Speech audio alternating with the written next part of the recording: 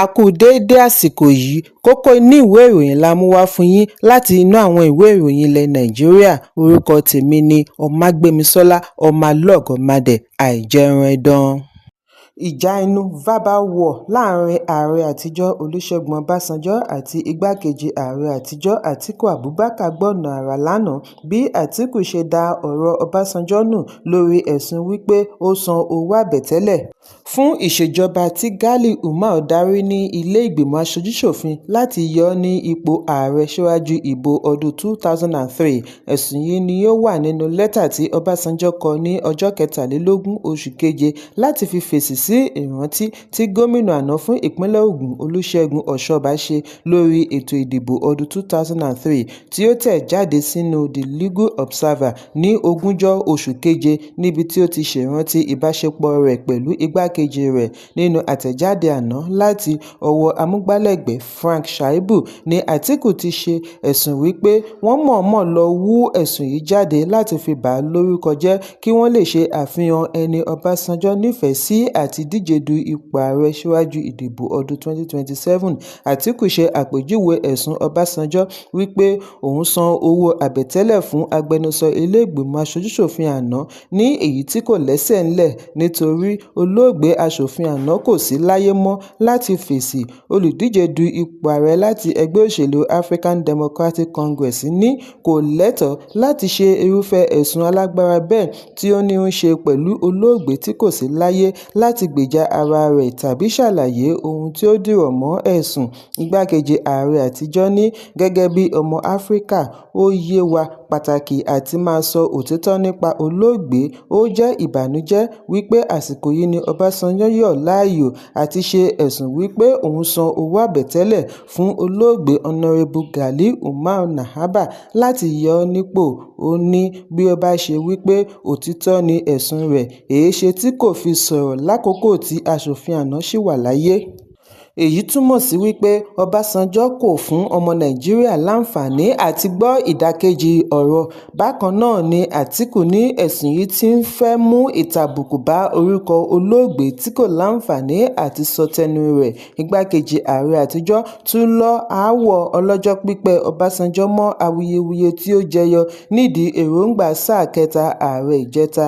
Àtíkù ní ẹ̀ṣẹ̀ tí òun ṣẹ̀ ni wípé òun tako èròǹgbà sáà ẹlẹ́ẹ̀kẹta tí kò sí nínú ìlànà òfin nítorí òun gbà láti tọ ọ̀nà òfin tako ààrẹ tí ó wà lórí oyè. Ẹ̀kúnrẹ́rẹ́ ìròyìn wà nínú ìwé ìròyìn The Nation tó jáde lónìí. Ilé-iṣẹ́ kan láti Egypt, Utopia Pharmaceuticals ti ní àwọn fẹ́ ṣe ìdásílẹ̀ ilé-iṣẹ́ oògùn sí ìpínlẹ̀ Abia láti lè jẹ́ àǹfààní fún Nàìjíríà àti ọjà ìwọ̀-oòrùn Áfíríkà. Olùdásílẹ̀ ilé-iṣẹ́ Kamel Mohammed ni ó ṣe àfihàn yìí nígbà ìpàdé rẹ̀ pẹ̀lú gómìnà ìpínlẹ̀ Abia Alex Otti ní Mvosi, ìjọba ìbílẹ̀ Gúúsù Isiala Ngwa. Ọ̀gbẹ́ni Mohammed ní ilé-iṣẹ́ wọn ń wá alábàáṣiṣẹ́pọ̀ pẹ̀lú ìjọba ìpínlẹ̀ Abia láti ṣe ìdásílẹ̀ ilé-iṣẹ́ gẹ́gẹ́ bí ara ìgbésẹ̀ wọn àti gbòòrò sí i ní Áfíríkà kí ó sì fi Nàìjíríà sí ìpele gíga bí a bá ń sọ nípa ilé-iṣẹ́ apòògùn pẹ̀lú ìmọ̀ ẹ̀rọ ìgbàlódé tí yóò tàn ká wọ ẹkùn ìwọ̀ oòrùn Áfíríkà. Mohammed ṣàlàyé wípé Utopia ti wọ àdéhùn MOU láàrin Egypt àti ilé-iṣẹ́ tó ń ṣàmójútó jíjẹ mímu àti egbògi NAFDAC lórí ìforúkọsílẹ̀ egbògi. Ó fi kún un wípé ilé-iṣẹ́ yìí ti ṣe àṣeyọrí pẹ̀lú irúfẹ́ iṣẹ́ àkànṣe kan náà ní ilẹ̀ Tanzania àti àwọn orílẹ̀-èdè Áfíríkà mìíràn. Wọ́n sì ti gbáradì àti ṣe bákan náà ní ìpínlẹ̀ Abia. Ó ní ilé-iṣẹ́ yìí ó bẹ̀rẹ̀ àgbékalẹ̀ egbògi lórí àìsàn ibà ní ìpínlẹ̀. Nígbà tí ó ń fèsì, gómìnà Otti fi tayọ̀tayọ̀ gba àbá yìí bí ó ti ṣe àpèjúwe rẹ̀ ní iṣẹ́ pàtàkì sí ìdásílẹ̀ ilé-iṣẹ́. Gómìnà ní ìṣèjọba òun gbájúmọ́ ìdásílẹ̀ okòòwò tí yóò mú ọrọ̀ ajé rú gẹ́gẹ́ sí i, ṣe àdínkù ìṣẹ́ òun ìyà kí ó sì fi ààyè gba ìmọ̀ ẹ̀rọ ìgbàlódé. Gómìnà wá fi dá àwọn olùdásílẹ̀ ilé-iṣẹ́ yìí lójú àtìlẹ́yìn ìpínlẹ̀ láti pèsè ààyè tó tẹ́jú láìsí ìṣòro iná mọ̀nàmọ́ná àti ilẹ̀ ọlọ́ràá fún ìdàgbàsókè ilé-iṣẹ́. Bí ó ti darí kọmíṣánná fún ìlera Enoch Uche kí ó ṣiṣẹ́ pẹ̀lú àwọn olùdásílẹ̀ láti mú kí iṣẹ́ yá kíákíá. Ẹ̀kúnrẹ́rẹ́ ìròyìn wà nínú ìwé ìròyìn Premium Times tó jáde lónìí. Kọmíṣánná fún agbègbè àti ìsun omi ní ìpínlẹ̀ Èkó Tókunbọ̀ Wahab ti ní kò sí ìdíwọ́ fún lílọ bíbọ̀ ọkọ̀ lákòókò tí gbaní-ǹgbàta bá ń lọ lọ́wọ́ ní ìpínlẹ̀. Wahab sọ èyí lónìí lórí ẹ̀rọ abánidọ́rẹ̀ẹ́ X níbi ó ti ń fèsì sí èrò orí ẹ̀rọ abánidọ́rẹ̀ẹ́ Fabio Otosi tí ó béèrè nípa owó ìtanràn àti lílọ bíbọ̀ lákòókò gbaní-ǹgbàta bí ó ti ṣe ẹ̀sùn ẹni tí wọ́n fi ọwọ́ ṣìkún òfin mú ní àgọ́ ọlọ́pàá Ìkẹjà. Kọmíṣánná ní ó ṣe lòdì sófin bí wọ́n bá fi ọwọ́ ṣìkún òfin mú ẹnikẹ́ni lákòókò gbaní-ǹgbàta. Èyí kò ṣe àfihàn ipò ìjọba ìpínlẹ̀ Èkó.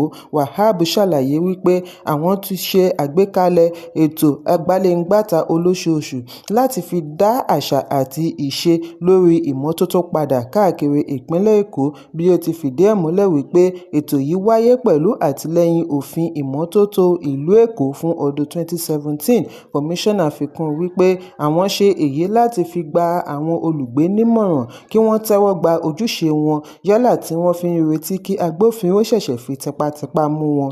Ẹ̀kúnrẹ́rẹ́ ìròyìn wà nínú ìwé ìròyìn Punch tó jáde lónìí. Ìlúmọ̀ọ́ká olórin Afrobeat David Adeleke tí gbogbo ènìyàn mọ̀ sí Davido ti ya ọjọ́ 11 oṣù kẹjọ sọ́tọ̀ fún premiere àwo rẹ̀ tó ń bọ̀ lọ́nà tí àkọlé rẹ̀ ń jẹ́ Orí Adé ní ìlú London. Ilé-iṣẹ́ ìròyìn NAN jábọ̀ wípé OBO tí àwọn olólùfẹ́ rẹ̀ tún máa ń pe olórin yìí ṣe àfihàn ìkéde yìí lórí ẹ̀rọ abánidọ́rẹ̀ẹ́ X lánàá bí ó ti kọ wípé ẹ̀yin ará London ẹ darapọ̀ mọ́ mi ní ọjọ́ 11 oṣù kẹjọ ní 02 Forum Kentish Town fún àkànṣe ètò. Èyí yóò jẹ́ ìgbà àkọ́kọ́ àti ìkẹyìn tí ẹ ó gbọ́ wíníwíní lẹ́nu mi live show pẹ̀lú Orí Adé. Fún ìdí èyí bí ẹ bá fẹ́ ní ìrírí yìí síwájú ẹnikẹ́ni, tíkẹ́ẹ̀tì ti wà fún títà, màá máa retí yín. NAN jábọ̀ wípé síwájú àkókò yìí ni Davido kéde fún àwọn olólùfẹ́ rẹ̀ wípé àwo rẹ̀ kẹfà yóò gba ìyọ̀ǹda ní ọjọ́ 21 oṣù keje. Gẹ́gẹ́ bí àlàyé Davido, orin yìí ni ó fẹ́ fi sààmì ayẹyẹ ọdún 15 rẹ̀ lẹ́nu iṣẹ́ orin. Ó ní fún ọdún 15 ni òun fi pinnu àti ní ìgbàgbọ́ lórí ohun tí òun kò lè ṣàlàyé ṣùgbọ́n òun mọ̀ wípé orin ni àyànmọ́ òun. Ẹ̀kúnrẹ́rẹ́ ìròyìn wà nínú ìwé ìròyìn Punch tó jáde lónìí. Ìlúmọ̀ọ́ká orí ẹ̀rọ abánidọ́rẹ̀ẹ́ content creator Pella ti ṣe àfihàn ẹ̀bùn màálù 12 tí ó ti rí gbà síwájú ìgbéyàwó rẹ̀ tó ń bọ̀ ní ọjọ́ 1 oṣù kẹjọ pẹ̀lú Jarvis.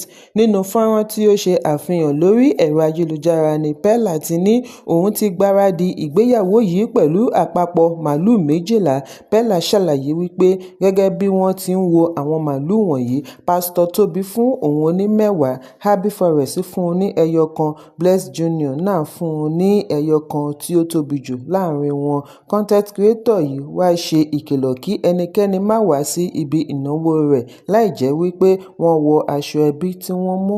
Ó ní ọlọ́pàá, DSS gbogbo wọn ni wọ́n máa wà níbẹ̀. Wọ́n á yẹ̀yẹ́ ẹni ò bá mọ ìwọ̀n ara rẹ̀. Fún ìdí èyí kí ẹni tí wọn kò fi ìwé pè má yọjú. Pella fi kún wípé gbogbo màálù 12 yìí ni wọ́n máa pa fún àlejò bí ó ti rọ̀ wọ́n kí wọ́n má jẹun kúrò nílé. Ẹ̀kúnrẹ́rẹ́ ìròyìn wà nínú ìwé ìròyìn The Nation tó jáde lónìí. Kókó inú ìwé ìròyìn tòní kò ní jù báyìí lọ. Ẹ pàdé mi ní ọjọ́ Ajé Monday fún àkọ́tún ìròyìn. Kí a tó lọ, ẹ má ṣaláì fi àkíyèsí yín ránṣẹ́ kí ẹ sì bá wa subscribe sójúnà wa lórí YouTube kí kókó inú ìwé ìròyìn lè máa tẹ̀ yín lọ́wọ́ ní kíákíá.